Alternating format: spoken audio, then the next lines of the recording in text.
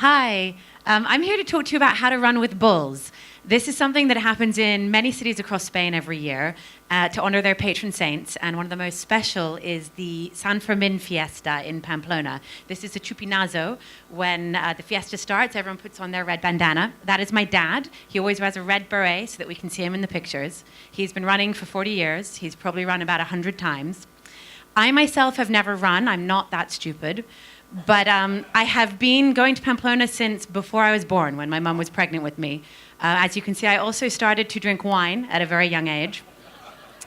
So how does this work? Every day, from July 7th to July 14th, 6 Spanish fighting bulls and 8 cabestros, neutered bulls, rampage through the streets of Pamplona.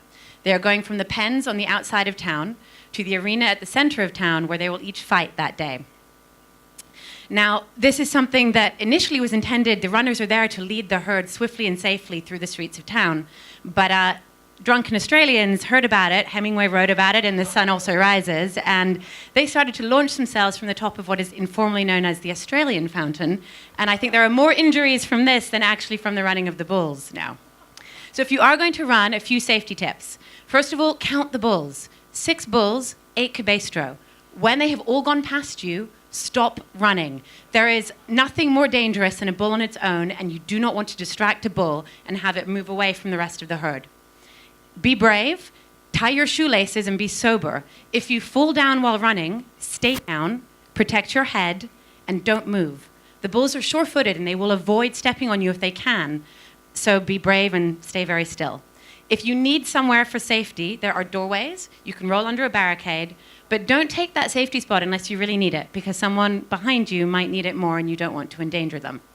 So, even if you have all those tips, be aware you're taking a risk, and the experts even get hurt. This is our dear friend Jim. He was gored in the back of the knee. This was a couple of years ago, and he ran 2 years later. He was 68 years old when he was gored. Another of our friends was gored and didn't run again, but he was fine. This is our Peña. Jim, you can see in the photo, and my parents. This is in the mid-1970s. Peña is a social group. There are many that go to Pamplona. We're the Peña Mesonavi, which was named after the hotel that we stayed in until it got too expensive. And Pamplona is about so much more, the fiesta is about so much more than the running of the bulls. This is the gigantes, the giants, the kings and queens of every continent, huge creatures. As a child, they seem huge. The fiesta is about color and music and dancing in the streets. It's wonderful, and you don't take yourself too seriously. No one is precious in Pamplona. You eat on the floor, you bathe in bidets, that's not a toilet that I'm in. And you accept that your clothes are not going to be white at the end of the day. They will probably be drenched in red wine or calimocho, which is red wine and Coke. A good way to drink bad red wine. You should consider it here. So that's my family. It's a very important tradition for my family. For me, it's about friendship. It's about joy and gratitude. That's us most recently when we went all together.